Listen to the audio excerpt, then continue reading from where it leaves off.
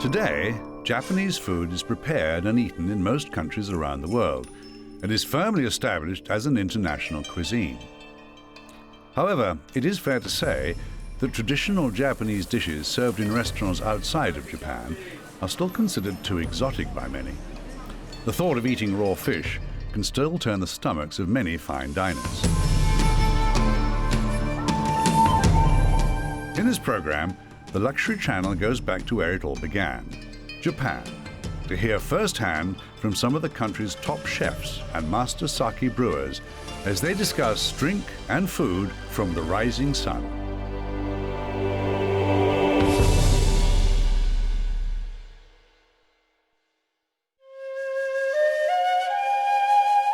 Dining in Japan is as unique an experience as visiting the country itself. From the moment you enter a Japanese restaurant as a customer, or through the door of a Japanese friend as a guest, you'll be shown hospitality and respect not found anywhere else in the world. The environment in which you eat will have been designed with the utmost care and attention to detail to create an unforgettable atmosphere wherever you are. There is no better example of this extraordinary etiquette than the Japanese tea ceremony, where every action and movement is considered. For the most honored guests, the ceremony can take several hours to complete, with the utmost respect shown not only to the guest, but to the drink itself and the method of its preparation. This beautiful and serene ceremony is a centuries-old tradition steeped in history. However, there are restaurants found in Japan, like this one, called Robotiya, in Tokyo's Roppongi district, that take the art and performance of food preparation and service to a new level. はい、ハロー一番添え。はい、はい、アスパラシイタケ激し。はい、近畿大収益一丁です。はい、ジンジャーエールした。ジンジャーエールした。Robotiya serves robata yaki, traditional Japanese country-style cuisine. Robata means oven fire. Yaki means grill. It's a noisy dining experience enjoyed by the Japanese people as much as a Westerner visiting for the first time.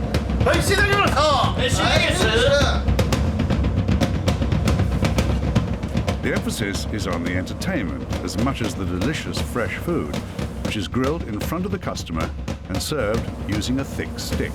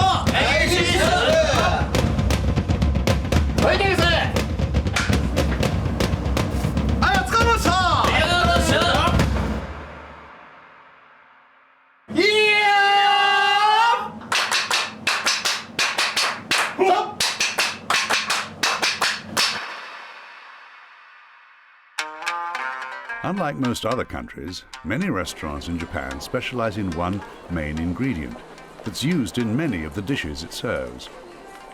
Takojaya in Osaka is one such restaurant where octopus features mainly on the menu.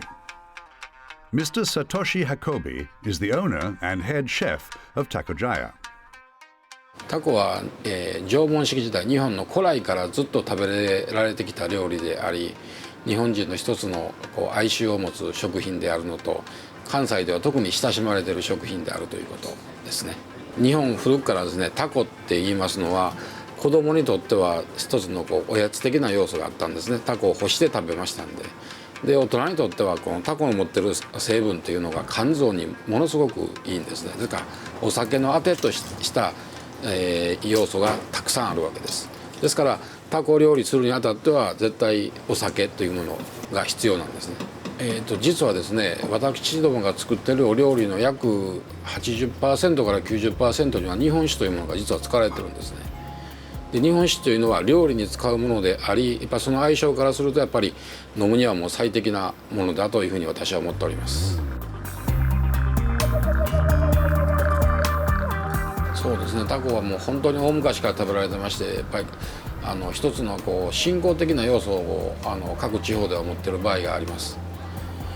ですから私はもうタコ料理というもの自体をですから新しい形と古い形を融合させてやりたいなと思っておりまして、でそれで今大体世間ではタコ料理が10種類あるかないかのところで、うちはもう300種類以上の料理を新しく作ったり復活させたりしてますんで、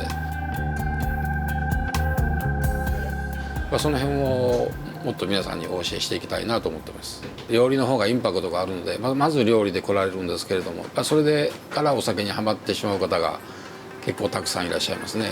ですから料理とお酒を全てお任せという方が本当にたくさんいらっしゃいます。In nearby Kyoto, just a short ride away on the bullet train, is another restaurant called Chisu in Asaya. Yoshikazu Takada, the owner and head chef, has a broader culinary repertoire than Satoshi Hakobi. 京都はやはり世界でも名だたる文化都市です。歴史も古いんで、その京都で私は生まれ育ってもう間もなく50歳を迎えるんですけども、もうそこでやはり自分が今までやってきたこと、京都をやっぱり誇りにしたい、京都で出せるもの、京都だから美味しいもの、京都の人、そしてやはり観光で来られた人も含めてですね、もういかにエンジョイというか楽しんでいただけるか、そういう思いで作り上げた店です。それぞれ人によってやっぱり価値観は違うと思うんです。同じ日本人であってもそれは違うと思います。ただ日本の場合のこの和食っていうのは全般的に見ていただいても分かりますように、やはり色を楽しむ、色彩の美味しそうっていう、そういうところからやはり入りますね。それでお腹を膨れるっていうことよりも気持ちを膨らますっていうのかな、豊かにする、やはりそういうお料理が日本人にとってのすごく大事な料理だと思います。 Like many Japanese chefs, Takeda cooks with the seasons in mind. His ever-changing menu takes into account what produce is available throughout the year. もう季節はすべて一番大切なことです。まず一番大事なことで、日本にはやはり四季がありますから、旬を大事にするっていうのは日本料理全般に言えることですね。例えばこういう鴨ナス、これは今夏の前からの出るお料理なんですけども、じゃあ日本人はそういういろんな料理が食材が変わったことに対してそろそろ夏だね、じゃあそろそろ秋が来たね、もう秋も終わりだねっていうようなことを感じます。ですんで日本人として言うのかな、やはり1年間で母親が作ってくれた料理、その季節の移り変わりをやはり一番分かってますから、それをいかにじゃあお客さんにもっと分かりよく提案できるかっていうことを大事にしてます。 Presentation is a vital ingredient of any dish for Takeda. He takes just as much care in how his food looks as to how it tastes.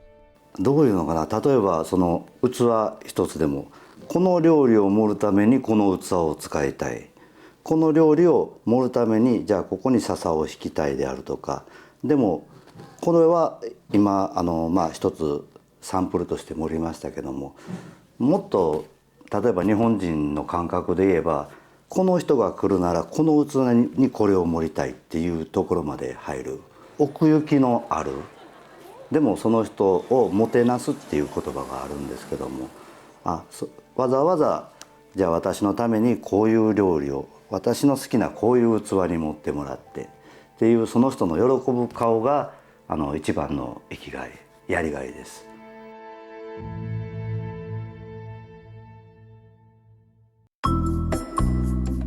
Yamada Chikara is one of Tokyo's youngest and most exciting gastronomic superstars. As well as training in Japan, Yamada spent time learning his trade with the famous Spanish chef Ferran Adrià, named one of the most influential people of our time. Adrià loves to play with liquid nitrogen and has been known to make paella out of Rice Krispies and turn foie gras into frozen dust. Yamada incorporates this technique into his own cuisine, as well as drawing inspiration from the Japanese tea ceremony. The young chef also adheres to the strict principles of kaiseki cuisine, small dishes originally intended to feed the spirit, the eye, and the stomach.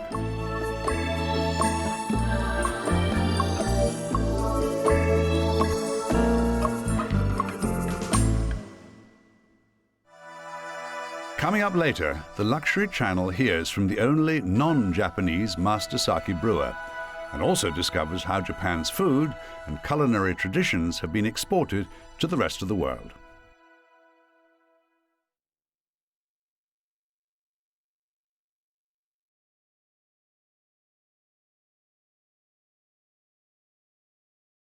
So far, the Luxury Channel has discovered the emphasis on presentation and etiquette in Japanese cuisine from two of Japan's leading chefs. But in order to go further, this program must first go back to the very beginning and learn about that ubiquitous substance around which all Japanese cooking revolves. It could even be said that rice was a pivotal element in the formation of Japanese identity.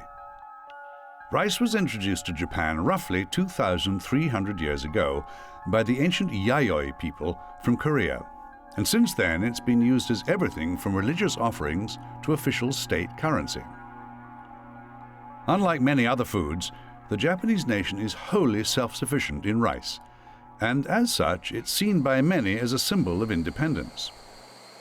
Not only is rice eaten every day by nearly all Japanese, it also has many derivatives, and perhaps the most famous of these is the Japanese national drink, which we in the West know as sake. In Japan, the word sake refers to alcoholic drinks in general, and so the native people use the word nihonshu to distinguish this drink from the others.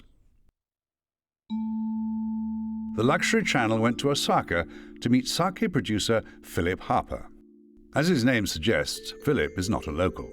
He's an Englishman in Japan, and he's the only non-Japanese toji or master sake brewer.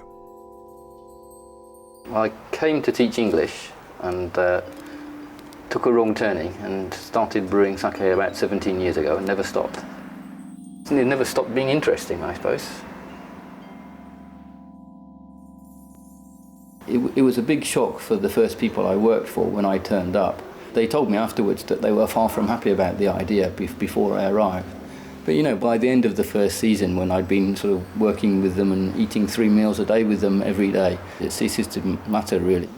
Obviously I don't look Japanese, so if I'm walking around a Japanese town, then I'm instantly recognisable as a foreigner or an outsider or whatever. But at a professional level, when you're working, I mean, really the only thing that matters is actually the work. I started in the rice polishing plant, which is the first step of the sake brewing process, and basically, more or less, I sort of moved through the processes step by step, from rice polishing and then sort of washing and steaming, and I did all these different jobs in turn, and thought nothing of it really. But now looking back, it's actually quite unusual to find someone who has actually been personally responsible for every step of the brewing process in that way. So that was kind of a fortunate thing for me. I think it's a strength as a brewer. It's not really an art form, it's really more of a conversation than anything else. We use various microorganisms when we're making sake, and the interesting bits and the difficult bits are all about interacting with the microorganisms and acting with them rather than against them. And when all the people in the brewery are working together well and the rhythm is matching well with the microorganisms, then it's kind of a magical rhythm happens where you get batch after batch of really good sake happening. So when I'm brewing, I suppose, I don't have a sense of being an artist. I suppose that you're constantly always thinking about all these various invisible organisms which are actually doing all the work for you. So it's, I suppose, more of a, as I say, more of a conversation than a feeling of it being a work of art in progress. Sake is maybe traditionally more to the Japanese than wine was even to the French, because it is always of course it's an alcoholic drink, but it is also always had traditional and ritual significance in Japan.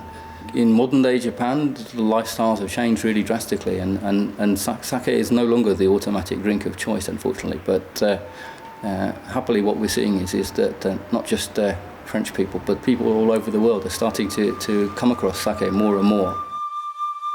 The temperature at which sake is stored is widely thought to be absolutely critical, but some have other ideas.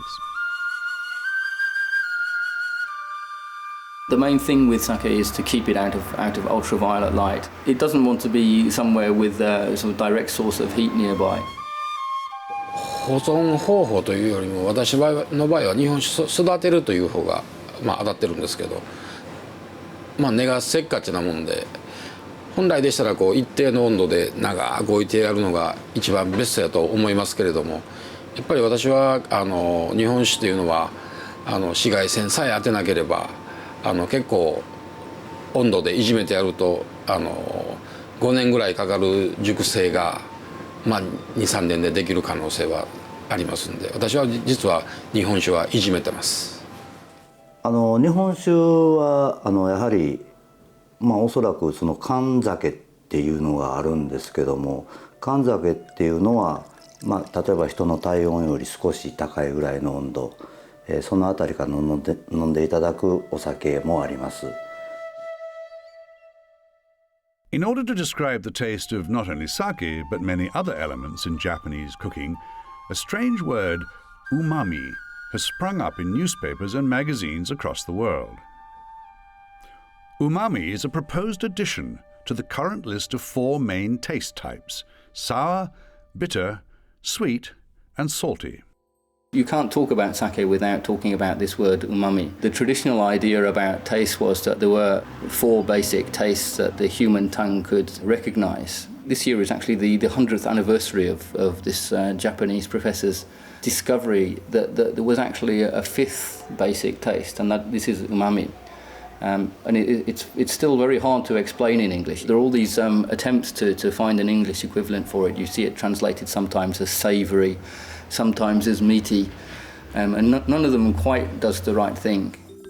私にとってうまみはやはり甘さです。うまいっていうのは日本語はちょっと難しいんですけども、うまみっていろいろ漢字でいろんな書き方があるんですけども、私にとってのうまみはやはり甘みで、その甘みを整える酸味であるとか、その辺のバランスがすごく大事なことだなと思いますね。甘くないもので美味しいものっていうのは私には逆に理解できないです。Japanese journalists often ask me, "Is your job fun?" And I can never say yes. I mean, it's extremely exhausting. There's not enough time off. It's really hard on the nerves. So if you ask me if it's fun, I can't really, with a clear conscience, say that I'm there having fun every day through the winter. But it is endlessly absorbing and fascinating. Now that this program has heard a few ideas about what Japanese food is supposed to be, how authentic is it once it's travelled to the other side of the world?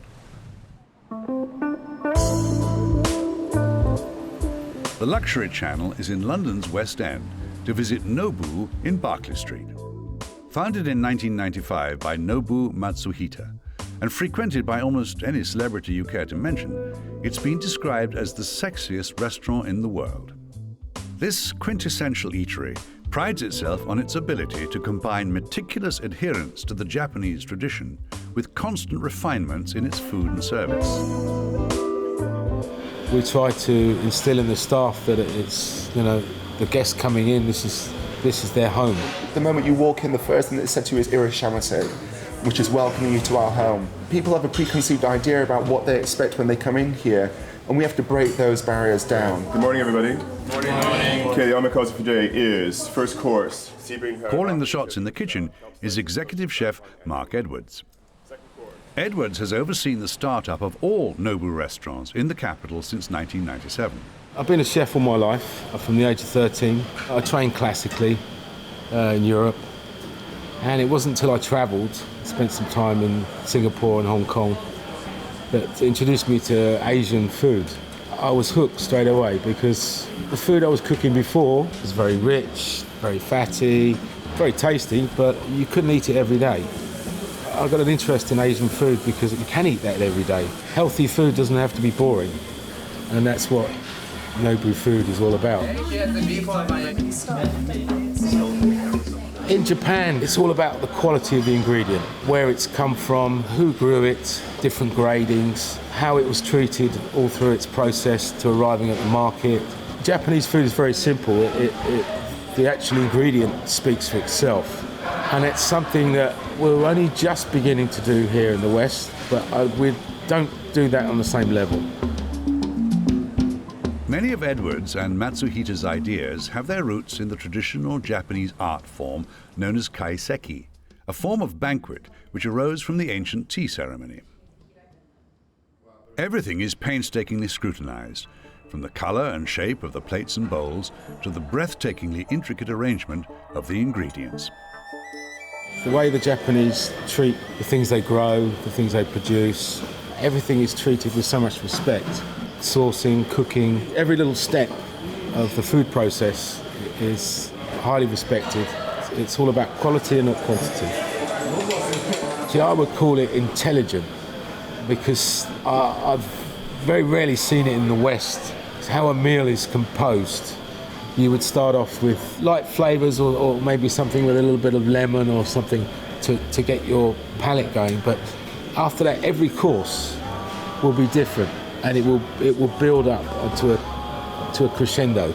As you eat, your palate becomes slightly jaded, so the next course has to be a little bit more seasoned, slightly different, or acidic, or a little sweeter or spicy. Whereas a lot of times in Western food, they almost want to kill you with every dish. By the end of the meal, it's too much, and you don't get a balance. As one of the most respected figures in Japanese cooking in the UK, Edwards prides himself on sourcing the best fresh food. I want the best, but I also want to know where it's come from, how it's been treated.